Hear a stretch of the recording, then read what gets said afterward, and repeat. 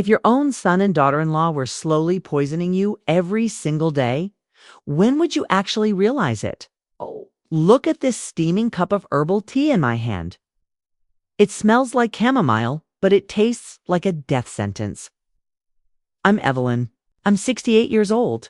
I almost didn't make it, but I had a secret guardian. My 9-year-old foster grandson, Ethan. He's been mute for 3 years. Or so we thought. Because today, as I raised that cup to my lips, he finally broke. Grandma, don't drink it. She put poison in there. In 72 hours, you'll be dead. The spoon hit the kitchen floor with a piercing clang. My legs turned to stone. I had to white grip the counter just to stay upright. I looked at Ethan, this boy who hadn't uttered a word in years, and my heart started thumping like I'd just dodged a massive explosion. My son and his wife just left for vacation, leaving me behind with a toxic brew and a plot to steal my $500,000 lake house right now. Candles are flickering at my own funeral. My son Marcus is choking back tears while reading my eulogy. The casket is about to close, but from inside that box, I want to scream. This loving son is the one who killed me. In the corner of the room, Ethan the mute Keats standing perfectly still. He's not crying. His eyes are burning holes, right through the fake, tear-soaked faces of his foster parents. They think they won. They think this funeral is real. They're dead wrong. I'm still alive. And at my very own funeral, I'm going to stand up and expose everything. Stay with me until the very end to see it. How a 9-year-old used silence as a weapon, and how a 68-year-old woman survived by faking her own death in her own home. Drop the name of your city in the comments right now. This truth needs to go viral. We aren't staying quiet anymore. But to get to this moment of truth, Ethan and I had to live through 10 days on a razor's edge.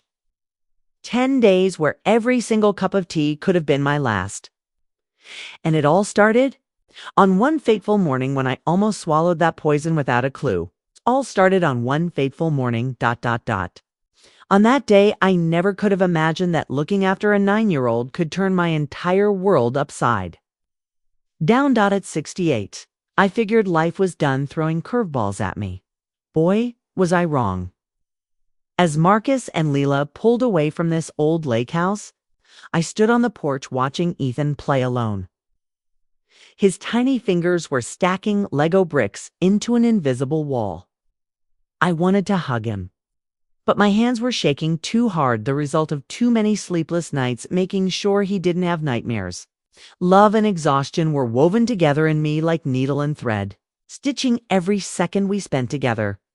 Marcus and Leela took him in from an orphanage 3 years ago. The doctor said he was mute due to trauma from when he was 6. Even though I loved him like my own blood, our time together was always silent, just endless patience and a dull ache every time. I looked into those bright brown eyes that were overflowing with dark secrets. You're sure you can handle him for 10 days, Mom? Marcus asked for the 3rd time, jamming expensive Samsonite suitcases into the trunk. His voice had that tone I'd grown used to over the years. Heavy responsibility mixed with pure resentment. Like taking care of his own mother was just a massive burden getting in the way of his failing, debt-ridden business plans. He was under crushing financial pressure, and my $500,000 lake house was his only life jacket. I raised you. Before you knew how to put a shirt on, I reminded him, pulling my cardigan tight against the chilly morning breeze coming off the lake. Ethan and Grandma will be just fine, Leela said, stepping out onto the porch. Her honey blonde hair was perfectly styled even this early. She always had that fake confidence of someone who treats the world like a stage for her high society act. At 35, Lila had the kind of sharp beauty that made people turn their heads, but she had a bottomless pit for a soul. She was never, ever satisfied. Evelyn, I prepared a special herbal blend for you to keep your strength up, she said. Her voice, dripping with sweetness, was like honey laced with a calculated edge. It's that relaxing chamomile you love. I've portioned it out for the whole week. All you have to do is add hot water to the bags I lined up on the kitchen shelf. I nodded and gave her a grateful smile. Even though there was something in her eyes, something so cold it never quite reached the smile on her face. That's so thoughtful of you, honey. Lila didn't answer. Her deep red lips curled into a cold, sharp arc. She stepped closer, the suffocating scent of rose perfume wrapping around me. Her movements as she set the teacup down were intentionally slow and formal.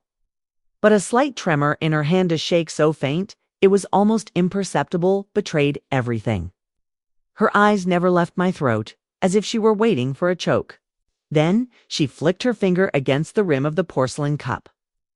A nurturing gesture laced with pure malice before pulling her hand back and leaving a cold trail on my shoulder. And remember, Mom, she continued, resting her hand with its razor-sharp wine-red nails on my shoulder. Ethan has to be in bed by exactly 8:30 p.m. He gets very agitated if his daily routine is messed with even a little bit. The doctor says stability is the most important medicine for his condition. Ethan stood silently beside me, his small hand clutched tightly to the hem of my shirt. He was wearing a superhero t-shirt and hugging a small notebook, a keepsake I'd given him the first day he came home, hoping he could use drawings to talk to me instead of words. That notebook had become Ethan's only emotional anchor in that vast, chilly house. Through scribbled sketches, the boy told me about his dreams and fears, though, at the time. I never knew that behind those drawings was a boy quietly watching and recording a wicked plot to protect me. To any outsider looking in, he was the poster child for a kid needing special care. Withdrawn, quiet, and completely dependent on adults. We'll stick to the schedule, I assured them. Though in my heart, I always wondered how much of Ethan's need for rigid structure was real. And how much was just a tool Leela used to maintain dictatorial control? Even when she wasn't there, after a few shallow hugs and unnecessary reminders. Marcus and Lila finally drove away, their luxury black SUV disappearing around the bend toward North Avenue. I stood on the porch, waving until the car vanished completely, while Ethan's hand remained tight in mine. Well, sweetie, I said as we headed back inside. It's just you and me running this house for the next 10 days. The boy looked up at me with unusually intelligent eyes, and for a split second, could have sworn I saw a sharp flash of awareness and alertness that went far beyond his psychological limitations. But then he pulled me toward the living room, gesturing that he wanted to play with his models, and I laughed at myself, thinking it was just the delusions of an old woman desperate to hear her grandson's voice. We spent a quiet morning in the family room. I was lost in my newspaper crosswords while Ethan meticulously arranged action figures into complex battles on the wooden table. The house fell into an eerie silence once their SUV was gone. It's just me and Ethan. The boy sat silently in the corner. Clutching his notebook, around noon, I decided to brew some of the tea Leela had prepared. The tea bags were lined up with obsessive precision on the kitchen shelf, each packet labeled in my daughter-in-law's neat handwriting. For Mom, Evelyn. Relaxing chamomile. I silently appreciated the detail, even if it felt a bit much for Lila's personality. I didn't know that in just a few minutes, one of those tea bags would flip my life upside down forever. The dried flowers gave off an incredibly pungent scent, chamomile, yes. But there was something else, something my old sense of smell couldn't quite identify. A sharp chemical scent, like medicine, which felt very out of place in a natural herbal tea. While waiting for the water to boil, I heard Ethan moving in the other room. Usually, he's very focused on his own world, but today he seemed restless. I heard him pacing back and forth, the old oak floorboards creaking under his feet. The kettle began to whistle. I poured the boiling water into the porcelain cup, watching the liquid slowly change color. It was much darker than I expected for chamomile, a deep amber with a strange purple tint, looking cloudy and thicker than any tea I had ever seen before. I was about to reach for the sugar jar on the shelf when I heard it. Sounds so shocking. so impossible that I nearly dropped the ceramic cup on the floor. "Grandma, don't drink that tea." The voice was small but incredibly clear, unmistakable. The steady tick-tock of the wall clock suddenly became deafening in the silent kitchen. I whipped around my neck, cracking in, saw Ethan standing in the doorway, the afternoon sun streaming through the window to create a halo around his head. His brown eyes I used to think could only tell stories through drawings were now locked onto me with a fierce intensity that made me forget to breathe. The air in the kitchen was thick with the smell of chamomile. And that stinging something from the tea. My lips trembled, my mouth went dry. I swallowed hard, feeling invisible knives stabbing at my throat. For 3 years, this child hadn't uttered a single word. Marcus and Lila adopted him when he was 6. Poor kid left mute after witnessing his biological family perish in a horrific accident. "Ethan," I whispered, my heart hammering so hard I was afraid he could hear it too. Did you just speak?"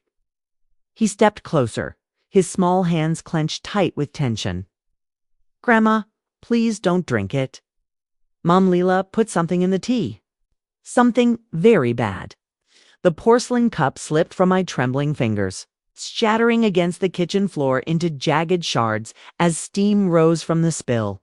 The sound seemed to echo forever in the sudden silence of the lake house, but my mind was elsewhere. You can talk." I stammered, frantically grabbing the oak chair before my legs completely gave out. All this time, you could talk. Ethan gave a somber nod and came to stand by my chair. "I'm sorry, Grandma. I've wanted to tell you for so long, but I was too scared. Mom, Leela said if I opened my mouth to anyone, they'd send me back to the orphanage immediately. And something terrible would happen to you." "What do you mean?" I asked, though a part of me was already starting to piece together the blurred truth. "She made me play a part," Ethan said softly, his voice shaking. "Whenever strangers were around, especially Dad Marcus's business partners, I had to act like I didn't understand anything. They used my presence to polish their image to gain credibility for business loans. But I heard everything, Grandma. I saw everything." I reached out with trembling hands and pulled the boy into my arms, feeling the warm weight of his small body. 3 years of watching Marcus and Lila play the roles of saintly parents to mask the rot inside, double quotes, "What did she put in my tea?" Managed to ask. Ethan pulled back to look me in the eye, his face looking much older than his years. "High-dose sedatives crushed up fine. Wanted you to always feel exhausted and forgetful so they could easily take over this $500,000 house and your savings to pay off their debts. She's been doing this for a long time. How long have you known?" I asked, my voice barely a faint whisper. "Since 3 months ago," the boy said. "I was watching a movie about an accident and suddenly I could speak again. I was going to run and tell everyone, but then I heard them whispering their gruesome plan behind a cracked bedroom door. They said, 'You've lived too long and you're too expensive,' that they needed the money for their failed business payments. I stood there, frozen, terrified of being kicked out, so I decided to stay quiet to protect you in secret." Now I understood why my chest had been feeling like a heavy stone was crushing it, why my fingertips were often numb, and why my breath felt like a clock running out of batteries. It wasn't old age, it was poison slowly gnawing at my nerves, turning my blood to lead and my body into a machine about to shut down. Lila didn't just want me dead. She wanted me hollowed out from the inside while I was still moving. That truth, combined with the extraordinary courage of this 9-year-old in front of me, left me reeling. "Why are you only telling me now?" I asked. "Because they're gone now," he answered simply. "And because yesterday I heard Lila on the phone with Dad Marcus. She said this dose was the last one. If you drank it consistently for the 3 days, they're away, everything would be over before they got back from the mountains. We have to be extremely careful," I told him, my brain already racing for a way out. "If your mom finds out you leaked the secret." "She won't know," Ethan interrupted, with a confidence that surprised me. Once, after Lila brewed the tea and left the kitchen, I slipped in like a flash and dumped it down the drain. Just as I set the empty cup back, she walked in for the honey jar. I ducked out the back kitchen door and escaped by a hair. I know how to stay hidden. Now we work together, Grandma. As I knelt down to pick up the broken porcelain, I realized that everything I thought I knew had shattered along with that cup. Ethan watched me, then pulled a crumpled scrap of paper from a junk drawer. On it, the words "Save Grandma" were scribbled. In his messy handwriting, a note he'd intended to give me but never dared. He opened the little notebook I'd gifted him, pointing to drawings that had secretly documented their plot all along. I pulled him close, swearing I would never let anyone hurt him again. "Tell me about the medicine," I said gently. "When did your mom start putting it in my tea?" Ethan chewed slowly on a piece of bread before answering. "I think it was a long time ago. That's when you started getting lethargic and forgetful. Luckily, back then, you were often tired from high blood pressure, which made Leela believe the poison was just working naturally with your age." In truth, Ethan had been doing many small things to protect me without my knowledge. There were times Leela forced me to drink tea when I was full. Ethan would sneak me a glass of juice first, and I'd say, "I'm full, honey. I'll let the tea cool and drink it later." A perfect accidental coordination. He also frequently slept in my room, claiming he was afraid of the dark, but it was really to keep watch. One of the most dangerous times, after Leela had prepped the poisoned cup and stepped away. Ethan slipped in. He peeked through the door crack to make sure the coast was clear, tumped the liquid, and replaced it with plain water. When Lila returned for honey seconds later, she just glanced at the cup and went about her business, completely oblivious. Ethan had escaped by the skin of his teeth, his shirt soaked in cold sweat. I looked back on that time. Exactly what kind of drugs did she put in there? I asked, though my heart was terrified of the answer. "All kinds of different pills, Grandma," Ethan said. His voice was hauntingly calm, the way kids sometimes handle even the most horrific things. "She crushed them up until they were a fine powder." I watched her do it through the bedroom door. Crack. She has this little blue jar to hold the powder and uses a tiny spoon to mix it into the tea bags. That systematic precision made my stomach churn. This wasn't a desperate impulse. It was calculated, planned, and executed with cold-blooded accuracy. "Do you know what kind of medicine it was?" I pressed. Ethan nodded, and his next words sent a shiver down my spine. "The strongest sleeping pills, and those white ones," she said, "are for making old people stay still. I heard her tell Dad Marcus that if you took enough over a long time, it would cause what they call natural cognitive decline. And the doctor would just think it's a normal part of getting old." I set my spoon down, no longer able to pretend. I had an appetite. The picture Ethan was painting was a sophisticated poisoning plot designed to turn me into someone incompetent. "And your dad, Marcus?" I asked carefully. "Did he know?" Ethan's face twisted in pain, the kind of pain a child feels when forced to face the ugly truth about the person who is supposed to protect them. At first, Dad didn't want to listen. But Mom Leela kept nagging him about the failing business debts piling up and how expensive it was to take care of you. She said that after you gone, they'd have this $500,000 house to pay off the debt, and then they'd send me back to the orphanage so they could start a new life. Those words hit me like a physical blow. My own flesh and blood son was discussing his mother's death as a debt settlement strategy. Dad didn't like it, Ethan added quickly, seeing my expression. Used to get frustrated when Mom Leela talked like that. But he's scared of her, Grandma, just like I was. I reached across the table and squeezed his small hand. "What would she do when she got angry?" "She wouldn't hit me or anything," the boy said, "but she has ways of making people regret it. Like 3 years ago when I first arrived, I accidentally called out Grandma in front of strangers.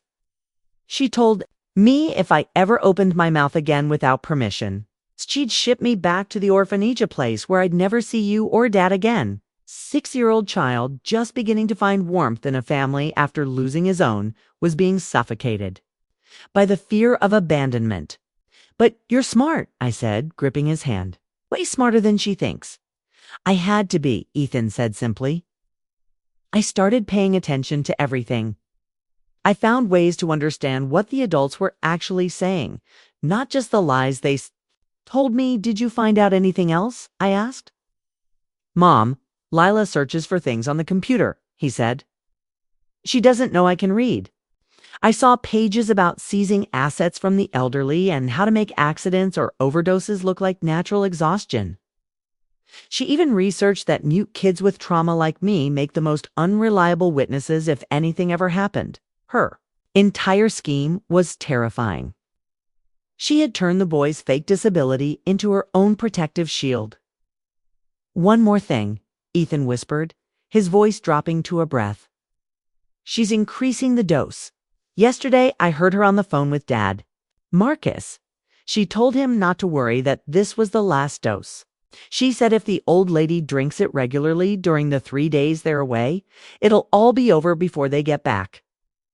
The blood in my veins turned to ice. If Lila was accelerating the timeline while they were deep in the mountains with a dozen alibis, then these were my final days. "Ethan," I said, choosing my words with extreme care, "do you understand what Mom Lila is trying to do to me?" The boy nodded solemnly. "She wants you to disappear so she can take this lake house and all your savings and then kick me out." Could such bitter words come from a child? I squeezed Ethan's hand, looked into his intelligent brown eyes, and knew there was no turning back for us. This 9-year-old child had grasped the core truth that I, blinded by trust and love, had failed to see clearly. Lila didn't see me as a human being, let alone family. I was just an obstacle standing between her and a $500,000 historic lake house and my life savings. "But there's one thing she doesn't know," I said, feeling a spark of determination ignite. "In my chest, I'm not as easy to get rid of as she thinks. And now I have something she never saw coming." "What's that?" Ethan asked. "I have you," I told him. "Ah, and you are the smartest, bravest person I've ever met." A genuine smile lit up the boy's face. "What are we going to do, Grandma?" I looked around the kitchen, the cozy space that was always supposed to be the heart of this home. The afternoon light began to fade. Marcus and Lila were probably up in the mountains right now, maybe celebrating their cleverness with champagne, waiting for the news that their problem had solved itself. "We have to be extremely careful," I said. "We're going to record everything. We'll make sure that after these 10 days, she finally faces the music for what she's done to both of us." "But how?" Ethan asked. Adults never believe kids, especially a kid like me who isn't supposed to be able to talk. He had a point. The very disability Lila forced on him would make anyone doubt his word. But I had an edge she didn't know about. I pulled my old phone out of my pocket, my secret weapon to record the raw truth. "Leave that to me," I said. "Your job is to keep playing the part you've played for years whenever anyone else is around." "Can you do that?" "I've been doing it for 3 years," he said with a confidence that made my heart ache and swell with pride at the same time. As we finished lunch, I started mapping out a plan. Lila had made one fatal mistake. She underestimated both of her victims. She saw me as a senile old woman, too weak to see the truth. She saw Ethan as a broken child, too limited to understand or speak it. She was dead wrong on both counts.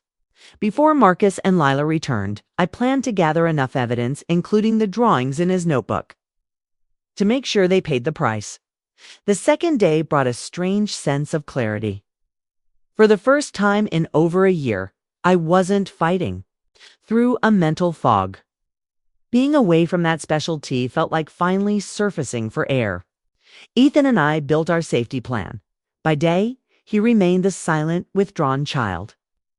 But when it was just us, he was himself, brilliant and sharp. "Grandma," he said during breakfast, "need to show you something." Mom Lila's research papers. She thinks I can't read, so she thought my room was the safest place to hide them. We went upstairs to Ethan's bedroom. He walked over to a drawer and carefully pushed his clothes aside. Hidden underneath, wrapped in an old towel, was a yellow folder. "She still checks it sometimes," he whispered. "She thinks I just like playing with the towel because it's soft, but really I'm watching to make sure she hasn't moved these papers." He handed me the folder with the solemnity of a child handing over national secrets. The first document made my hands shake. I opened the folder, my fingers trembling. The scent of Leela's rose perfume still clung to the paper, sickly sweet and disgusting. Page 1. Red highlights over natural cognitive decline, the exact symptoms I'd been blaming on old age. Next page. Lila's handwritten notes on the house's value and nursing home costs. But the last page made my blood turn to ice. The precise chemical formula to permanently resolve the situation in 72 hours, right? During the week they were away, Ethan looked at me, his voice steady. "It gets worse, Grandma." He pulled out a loose scrap of paper that had fallen from the folder, a draft of an email Leela sent to a burner address, Plan B. "Car accident on Monday morning. Make sure it looks like an old lady losing control." I gripped his hand, my palm soaked in cold sweat. My heart pounded like it was trying to burst out of my chest. Today was already Sunday night. We weren't just racing against time, we were racing against a killer with a ruthless backup plan. And the clock was ticking down to 0. I set the papers down with shaking hands. Lila wasn't just poisoning me slowly anymore. She had set a specific deadline for my death. And that deadline sat perfectly within the week she and Marcus were away, creating a flawless alibi while I was supposed to pass away from natural causes right here at home, Grandma. Ethan's voice was small and worried. "Are you okay?" I looked at this extraordinary child, the boy who had protected us both the only way he could, staying silent to keep us safe while gathering the evidence that could save our lives. The courage it took to live with this secret, to watch the woman who called herself his mother plot to murder the grandmother who truly loved him. "I'm okay," I told him, though I wasn't sure if that was the whole truth. "But we have to be even more careful than I thought." "What do you mean?" I pointed to the last line on Lila's list. His face went pale as he read the words "permanently resolve." "She isn't planning to wait for the poison to work slowly anymore, honey," I explained gently. "She's planning to give me a dose strong enough this week to make sure I never wake." Up again, Ethan went silent for a long time, processing this with a calmness far beyond his years. Finally, he looked at me with ironclad eyes. "Then we have to stop her before she gets back." Just then, the house phone rang, a piercing, jagged sound that made us both jump. A random number appeared on the screen. My heart nearly stopped. Was it Lila? Was she checking in on us from afar? Ethan quickly signaled for me not to answer.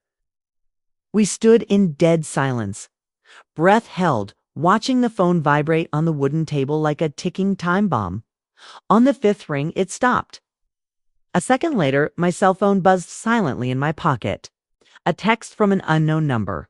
"Are you home? I'm a delivery driver with a package for Evelyn." A clever trap or just a terrifying coincidence? After that tense moment, I finally caught my breath and asked, "But how?" "We'll collect evidence." "For everything," he said, echoing the exact words I'd said the day before. "But not just these papers. We need proof that I can actually talk. Proof that she's been lying to everyone about me, and proof of that poison." The boy's right. Those documents are terrifying, but they might just be seen as circumstantial evidence. What we need is smoking. Gun proves something undeniable about Leela's intent and her methods. "I have an idea," I said slowly, a plan starting to take shape in my mind. "But it's going to take some serious guts from you. I've had to be brave since I was 6. "Grandma," he said simply, "I can go a little further." That afternoon, while Ethan was taking a nap, a real sleep, not the drug-induced stupor, Lila usually forced on him made a few high-stakes phone calls.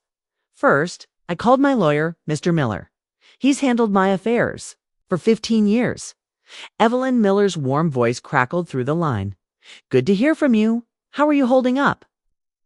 Marcus mentioned you've been having some memory slips lately. There it was. Marcus was already whispering about my decline to the lawyer. Another piece of the puzzle clicked into place. He was laying the groundwork to have me declared incompetent so he could seize control of the house. Actually, Mr. Miller, I'm feeling sharper than ever, I said. But I need to ask you something important. Hypothetically, if someone were systematically drugging an elderly person without their knowledge, what kind of evidence would it take to make the charges stick? There was a dead silence on the other end. Evelyn, is there something specific you're worried about? Maybe, I replied. I'd rather not go into details over the phone, but I might need your help very soon. Well, to answer your hypothetical, the most crushing evidence would be a medical tox screen showing unprescribed drugs in your system. Combined with proof of intent and means, video evidence is the gold standard, he added. But that's usually hard to get. Video evidence. The idea sparked in my head. What about a recording? I asked. Someone confesses to this? Would that hold up? It could, depending on the circumstances and local laws. But Evelyn, if you're in danger, you need to call the cops right now. I'm safe for the moment, I assured him. That was only true as long as I kept dumping everything Lila prepped down the kitchen sink. But I need you ready to move fast. When the time comes, next, I called my personal physician. Dr. Carrie Sarah, I said, about these recent memory issues. Is there a chance they're drug-induced rather than just getting old? Absolutely, she said without a second of hesitation. Drug interactions, especially in seniors, can mimic dementia perfectly. Are you on anything new? That's what I'm trying to find out, I said. If I wanted to test for drugs I didn't know I was taking, what would we need? A full blood and urine panel would catch most common sedatives, she explained. Could you run those if I swung by tomorrow morning? Of course. I'll have my nurse squeeze you in first thing. As I hung up, for the first time in months, I felt a flicker of hope. We had the documents of Leela's plan. We'd soon have the medical proof. And now, thanks to an idea forming in my mind, I was going to use my old phone to catch them red-handed. But first, we had to set the trap. When Ethan woke up, I walked him through the plan. His eyes went wide, but he gave a determined nod. She called tonight to check in, he said. She always calls on Monday nights. Perfect, I said. When she calls, we give her exactly what she wants to hear. The phone rang at exactly 8 p.m. as I reached for the receiver. I caught my reflection in the mirror. For the first time in over a year, my eyes looked clear, piercing. Hello? Mom. Evelyn Leela's voice came through, dripping with that fake saccharine concern. Are you and Ethan doing okay? We had rehearsed this. Oh, hi, honey, I said, intentionally letting my voice sound heavy and a bit looped. I think we're okay, though I have to admit I've been feeling so tired. Much more than usual. Oh no, Lila said, and I could practically hear the smirk she was trying to hide. Have you been drinking that tea I made? It should really help with your condition. Yes, I have, I lied effortlessly. It tastes a bit stronger than usual, but I know you always know what's best for me. There was a pause. I could almost hear Leela crunching the numbers on the dosage in her head. How's your appetite? She asked. Not great, I admitted. I've been feeling pretty nauseous and confused. I even forgot where I put the keys to the lake house.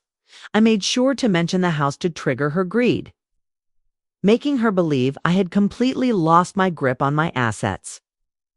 That's totally normal for someone your age, Mom, Lila said. I had to grip the phone so hard my knuckles turned white just to keep from reacting to that condescending tone. Have you been taking your blood pressure meds regularly? This was a trap. If I said yes, she'd know the toxic tea mixed with my prescription would create a lethal reaction. If I said no, she might get suspicious about why I was breaking my routine, I think so. I said, letting a tremor of uncertainty creep into my voice. To be honest, I'm having a hard time remembering things. Yesterday, I couldn't even recall if I'd fed Ethan lunch. And this morning, I found my car keys in the fridge. The bit about the car keys in the fridge was a total lie, but it was exactly the kind of confusion that showed the drugs were destroying my brain just like she wanted. Oh dear.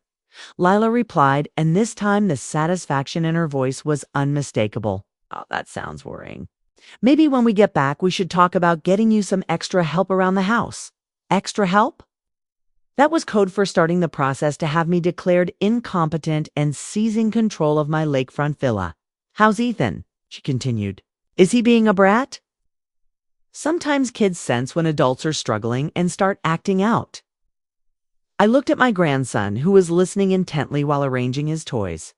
The idea that this brilliant child had been sidelined and forced into silence for 3 years because of fake limitations fueled a fresh wave of rage in me. He's very quiet, I said truthfully, more withdrawn than usual.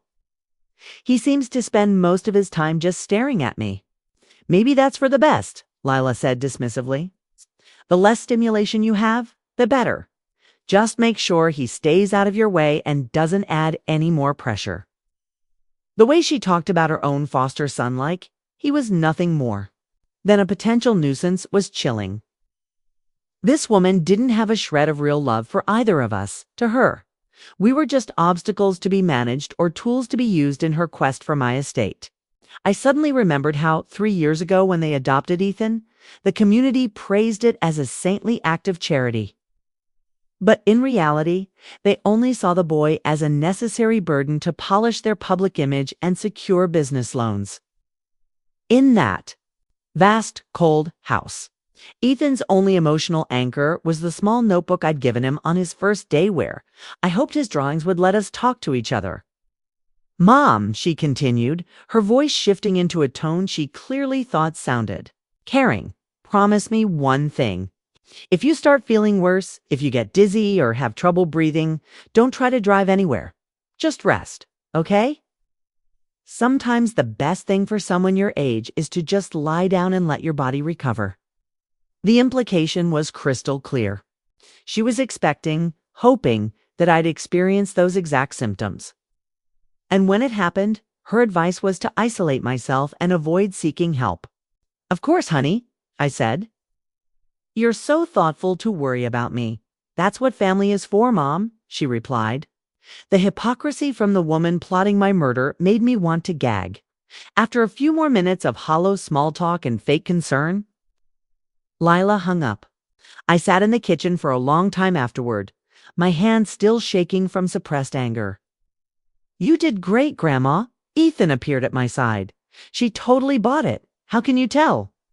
Her voice changes when she's actually happy about something, he explained with the observational skills of a child who's had to read adults just to survive.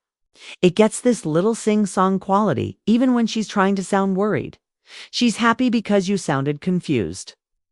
It broke my heart that a 9-year-old had to develop such a sophisticated understanding of manipulation and deceit, just to feel safe in his own home. What now? He asked. Now, we record everything, I said, and tomorrow morning we start gathering the proof to stop her. That night, I helped Ethan write down everything he could remember about Leela's activities. Over the past year, his memory was phenomenal. He remembered specific conversations, the exact days strange pills appeared in the house, and every suspicious phone call Lila had made. She has a diary, Grandma, he said. She writes in it every night before bed. She thinks I'm asleep, but I've seen it. What does it look like? A small blue notebook she keeps in her bedside drawer. She mostly writes about money and debts, but sometimes about you, Dad, and me. I saw her writing in it the night before they left. A diary would be priceless evidence, but right now it was locked in their bedroom. However, Ethan's information would be vital if the police needed to know exactly where to search the next morning. I kept my appointment with Dr. Sarah. I explained my concerns about a medication mix-up. being careful not to reveal too much about my private investigation. She took my blood for a comprehensive toxicology screen and promised the results by tomorrow. Evelyn, Dr. Sarah said as we finished, if someone is truly drugging you without your knowledge, it's a serious crime. Have you called the police? Gathering evidence first, I replied. I want to be certain I have everything I need before making accusations that could tear my family apart. She nodded, though I could still see the worry in her eyes. Please be careful. If you're right, you could be in real danger. When I got home, Ethan was anxiously waiting by the front window. How did it go, Grandma? Tomorrow we'll know if there's anything in my system that shouldn't be there, I told him. But now we need to prep for the next stage. The recorder. I nodded. That morning, I had bought a small digital voice recorder, the kind students use for lectures. It was small enough to hide Isley, and the sound quality was surprisingly good. Our plan was to use it to record Leela confessing when she returned. But first we had to rehearse. When Marcus and Leela came back, they'd expect to see me in much worse shape than I actually was. I needed to convincingly play the part of someone heavily drugged, while Ethan continued his role as the silent, observing child. We spent the afternoon practicing. Ethan coached me on how to act drowsy and disoriented without overdoing it. Having watched the actual effects of the drugs on me for over a year, he was an expert judge of what looked believable. Slur your words a bit when you're tired, he instructed.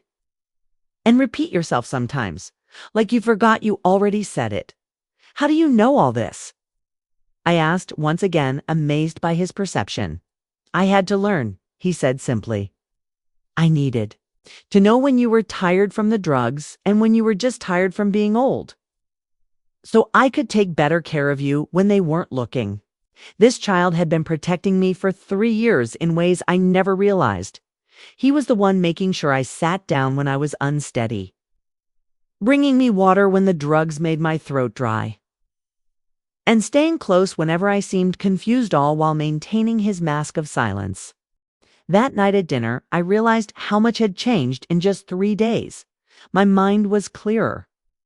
I felt stronger, more like myself than I had since this nightmare began. And most importantly, I wasn't alone in the fight for my life.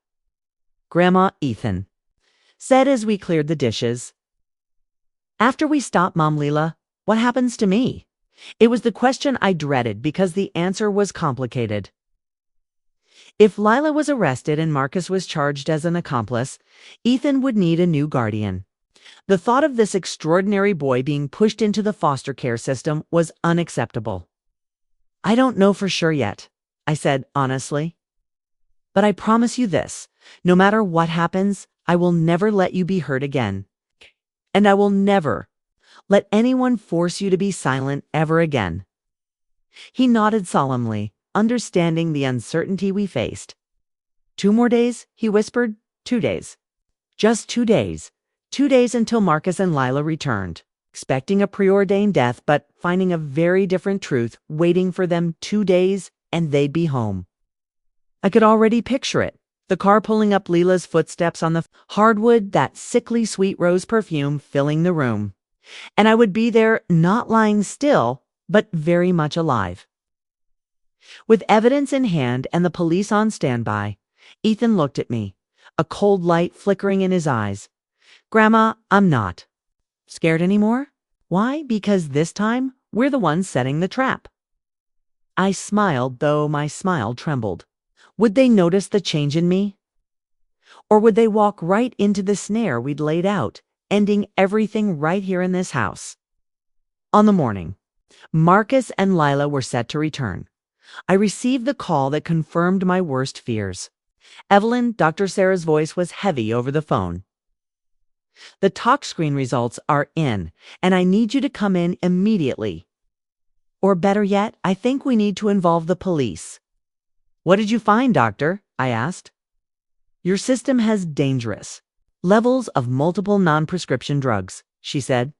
Lorazepam, diphenhydramine, and zolpidemol at concentrations that cause severe cognitive decline, or worse.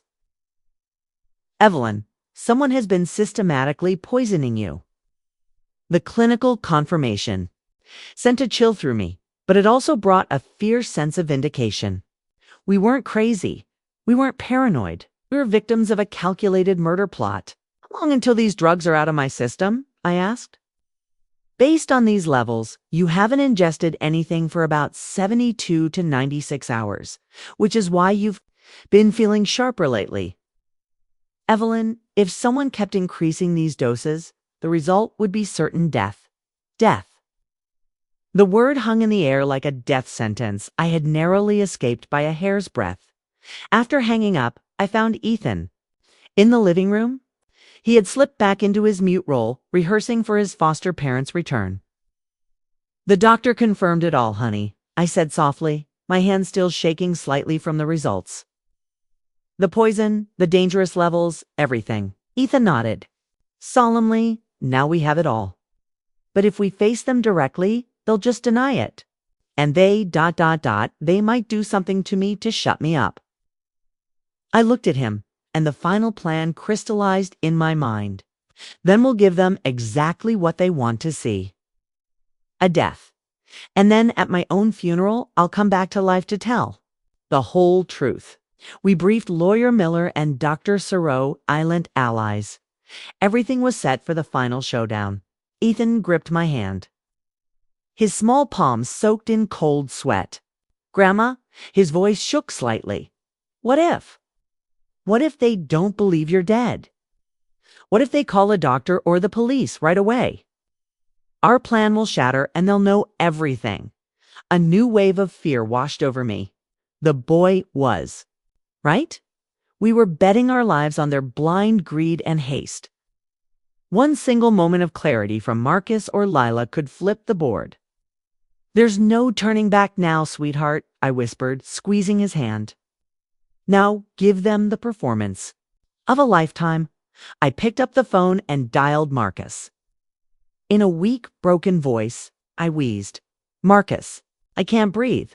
I think I've been poisoned. Call a doctor, help me, On the other end, instead of panic, Marcus just answered dismissively, "You're probably just tired, Mom. Get some rest. We'll be home soon," and coldly hung up.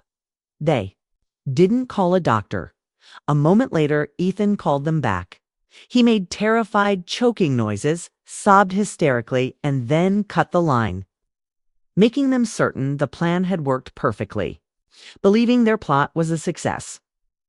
They rushed back to arrange a quick funeral to bury all the evidence, asterisk as soon as their car pulled up. I lay motionless on the bed. Dr. Sarah had skillfully applied makeup to make my skin look pale and ghastly. I kept my eyes shut tight. Ethan snuck me a bit of bread through the back door to keep my strength up, then immediately went back to his act, huddled by the bed, shoulders shaking, letting out the frantic, wordless cries he had practiced so. Well, Lila entered the room first. She walked up and placed a cold hand over my nose. I fought the urge to gasp, my chest aching from the lack of oxygen. Just as I thought I couldn't hold it anymore, Marcus spoke. "Is it done?" Lila turned to him with a sickening, hidden smirk. "She's gone, Marcus." As I lay there, still as a corpse, I felt Marcus take heavy steps toward me, through the slit in my eyelids. I saw him looking at me with a visible struggle, torn between the grief of a son and the guilty relief of an accomplice. But Lila's coldness snuffed it out. They began casually discussing how to hold the funeral. Fast, so the police wouldn't get nosy, dumping the rest of the pills into the lake after dark. And shipping Ethan back to the orphanage immediately because he's still mute. He can't say a thing anyway. This old woman sure took her time dying. Finally, we're free. Lila laughed triumphantly. They had no clue the old phone hidden under my pillow had recorded every bit of that cruelty. The next morning, the funeral began. Friends and relatives gathered in the solemn lake house. Akus, his eyes red from fake crying, stepped forward and began reading the eulogy in a voice full of counterfeit sorrow. My mother was the kindest woman. We did everything we could, but she faded so fast. Right then, From the portable Bluetooth speaker Marcus usually used, which Ethan had secretly connected the night before Leela's, shrill voice from last night blasted through the room. "This old woman sure took her time dying. I wish she'd just hurry up so I could get the money to pay my debts." Following Marcus's voice was his anxious tone. "I'm worried about the leftover pills." To which Lila replied ruthlessly, "Everything will vanish at the bottom of the lake before dark. This $500,000 house and all the old lady's savings will be ours." The entire funeral parlor erupted in horror. Marcus turned pale, frantically lunging toward the speaker, but he couldn't figure out how to turn it off. Amidst the chaos, Ethan stepped out from the corner of the room, stared directly at Marcus and Lila with a burning gaze. For the first time in years, his voice rang out clearly. "My grandmother isn't dead. She's hearing everything." Immediately, I slowly sat up from the bed placed in the center of the hall, casting aside the shroud covering my face. The effect was instant and devastating. Lila stumbled back as if she had been hit by a direct punch. Marcus's mouth hung open, his face spinning between confusion, shock, and a dawning terror. "That's impossible," Lila whispered. "He's mute. Can't speak." "I can speak," Ethan said, his voice growing firmer with every word. "I've always been able to speak. It's just that you made me so afraid that I didn't dare open my mouth to anyone, Ethan." Marcus's voice trembled so much it was almost inaudible. "Since when, since when could you talk?" "I've been able to talk for the past 3 years," Ethan replied, stepping over to stand by my bed. "I heard Mom Lila say that after she got everything from Grandma, she'd send me back to the orphanage. I knew if I revealed that I was okay, she'd find a way to kick me out immediately, and then there would be no one left to protect Grandma. So I had to learn how to be silent." The truth was now pouring out. 3 years of forced silence had finally been broken. And with every word, I watched Lila's meticulously built world crumble to pieces around her. "This is impossible," she repeated, her voice rising to a shriek. "He has trauma-induced aphasia. The doctors confirmed it. The tests that you manipulated," I said, my voice suddenly clear and powerful as I completely shed my fake grogginess. "Just like the way you manipulated everything else." Lila whirled toward me, her face twisted in rage and panic. "You ... How can you? How are you this alert? Why am I so lucid?" I continued for her. "Perhaps because I haven't touched your special tea for the past 5 days." That confession dropped like a bomb. Marcus looked back and forth between us, his face white as the truth slowly dawned on him. "What tea?" he asked weakly. "What are you all talking about?" "The tea your wife used to slowly poison me for over a year." I stood up with a strength I hadn't felt in months. "The tea mixed with sedatives to make me look like a senile and demented old woman. The tea that was brewed strongly enough to kill me this very week while the 2 of you were safely enjoying your mountain trip." "That's insane," Lila said, but her voice had lost all its confidence. "You're having another episode, Mom Evelyn." "You're confused? I'm confused." I reached into my cardigan pocket and pulled out the folder of documents Ethan had given me. "Then explain these." I opened the folder and began reading from her own handwritten notes. October 10th. Prepare concentrated dosage for the travel. Week calculated amount must be enough to resolve permanently within 48 to 72 hours. Lila's face drained of all color as she recognized her own handwriting. Marcus looked like he was about to collapse from nausea. "Resolve permanently, right, Lila?" I continued. "Is that what you call murdering your husband's biological mother to seize this villa and pay off your debts?" "And Ethan," I said, placing my hand on my grandson's shoulder, protected both of us the only way he could, by staying silent and observing, by gathering evidence, and by having the courage to finally speak up at the most critical moment. Marcus looked at his son with a mixture of wonder and horror. "Ethan, is it true? Did your mother ... She has. Been hurting Grandma for a long time, Ethan said simply. The manipulation, psychological abuse, and the systematic destruction of a family through fear were exposed. And Lila, seeing her plan collapse, began to reveal her true nature. You have no evidence, she said, her voice shaking. A senile old lady and a defective orphan. No one will believe you. Actually, they will, I said, reaching for my phone. Here, Ethan stepped forward, holding up the small notebook I had given him on the first day he came home. In here, there are not just the drawings I used to talk to Grandma. In the final pages, I drew everything. Images of Mom Leela with an angry face secretly putting white powder into the tea bags. Images of Grandma lying exhausted in bed, and images of me holding Grandma tight to protect her. I even pasted in here a note from Mom Leela that I found in her trash can right after she finished writing it and threw it away, thinking no one would notice. The boy opened the final page where Leela's handwriting was clear. October 10th. Prepare concentrated dose. Resolve permanently within 48 to 72 hours. Asterisk, the entire funeral parlor held its breath. Everyone's eyes fell upon those deadly words. Marcus stared blankly at the notebook. His face pale, he realized that the pages he once thought were the meaningless scribbles of a disabled child turned out to be a criminal diary in which he was a main character. I think Dr. Sarah will be very interested in the blood test results showing these dangerous drug levels. And the police will be fascinated by your research notes on causing natural deaths for the elderly. As I pressed the pre-programmed numbers, Lila played her last desperate card. She lunged toward Ethan, perhaps hoping to use force to silence the boy once again. She never reached him. Don't you dare touch him, I said, my voice carrying an authority that made her freeze in her tracks. You have terrorized this child quite enough. The sound of police sirens could already be heard from afar. Justice was finally coming to this lakeside villa. At that moment, the main door burst open. Police. Officers entered before the eyes of all the horrified guests. One officer stepped forward. Marcus, his face ghostly white, suddenly collapsed, his knees hitting the wooden floor hard. He didn't dare look at me, only clutching the hem of my garment like a drowning child grasping a straw. I didn't want to kill you.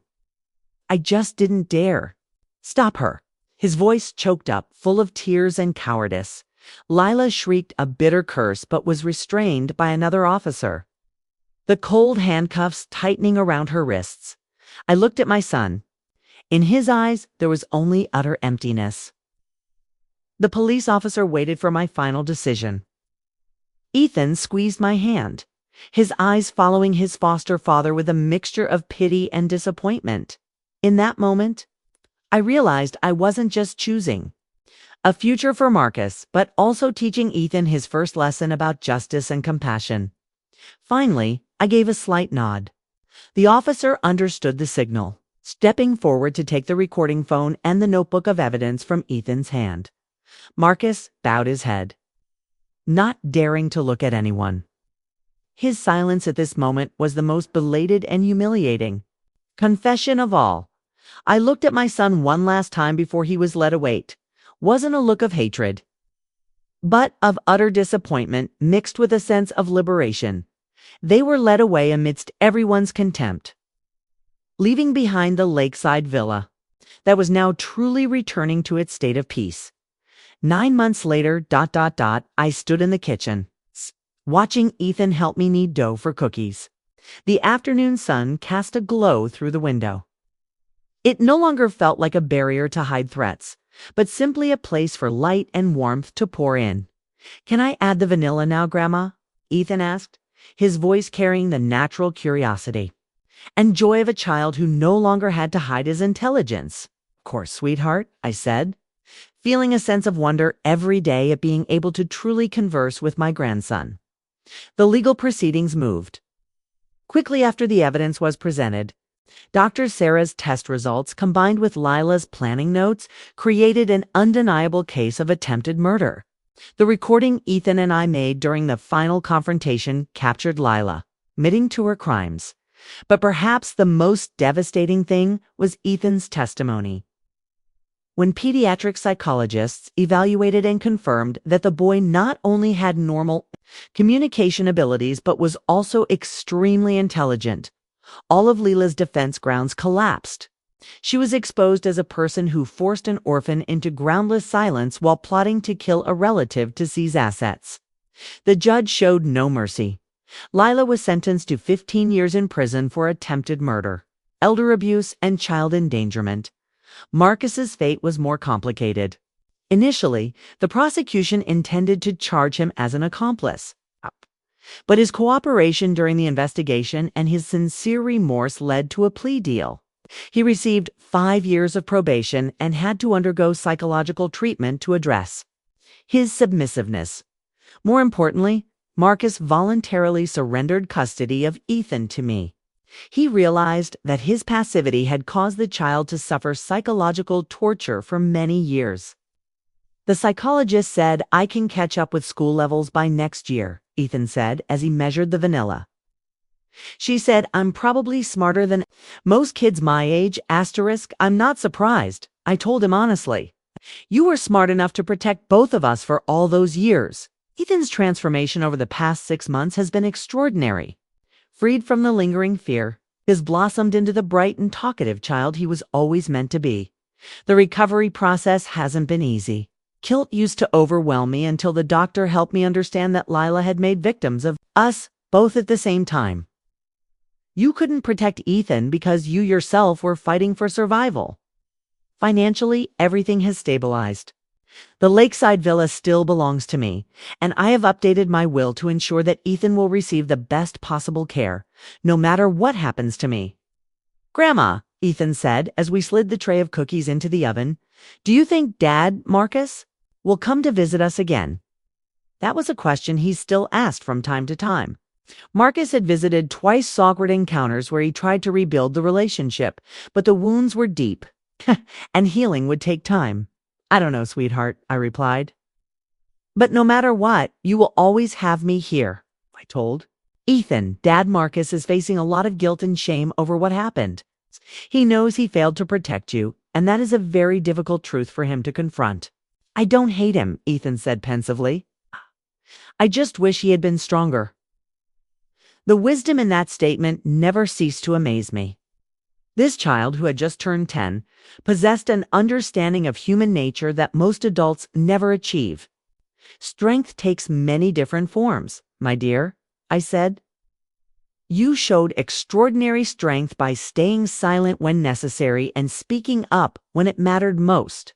A timer for the cookies went off. As we took the tray out of the oven, I reflected on how much my life had changed. The kitchen that was once a place of deception and danger was now filled with laughter and heartfelt conversations. The lakeside villa, which once felt like a trap, had become a safe haven where Ethan could be himself without fear. "Our neighbor, Mrs. Patterson, wanted to know if you were feeling better," Ethan said. "She said you've been looking more like yourself lately." Mrs. Patterson's observation was particularly meaningful because she was one of the people Lila had tried to convince that I was becoming senile.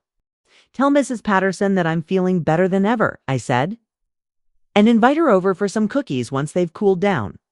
After cleaning up, we stepped out into the garden. The golden afternoon light stretched across the lawn, a scene so peaceful and far removed from the atmosphere of that funeral day. I thought about my conversation with Lawyer Miller last week. He called to report that Leela's appeal had been rejected and her sentence would stand. She will have to serve at least 12 years in prison before having a chance at parole. 12 years. By then, Ethan will be 22, a grown man fully capable of protecting himself. I watched Ethan laughing in the golden light, my heart overflowing with gratitude. Finally, after everything, we had found peace. "Do you ever think about Mom, Lila?" Ethan asked suddenly. "Sometimes," I admitted. "Do you?" "Not as much as before," he said. "Dr. Martinez says that's normal. She says when someone harms you for a long time, it takes a while to stop fearing that they will harm you again." The resilience of children is truly extraordinary. But I knew Ethan's recovery was still ongoing. There were still nights he had nightmares about being sent back to the orphanage. There were still moments he would startle if someone spoke too harshly. But every day he grew more mature and confident. What do you want to be when you grow up? I asked a question I never had the chance to ask him before. A doctor, he said without hesitation. Like Dr. Martinez, but for children who can't speak, because they are too afraid. I want to help them find their voices again. The idea that this child who had suffered so much trauma wanted to spend his life helping other children was truly admirable. That is a wonderful goal, I told him. And I believe you will do a great job. Will you help me study?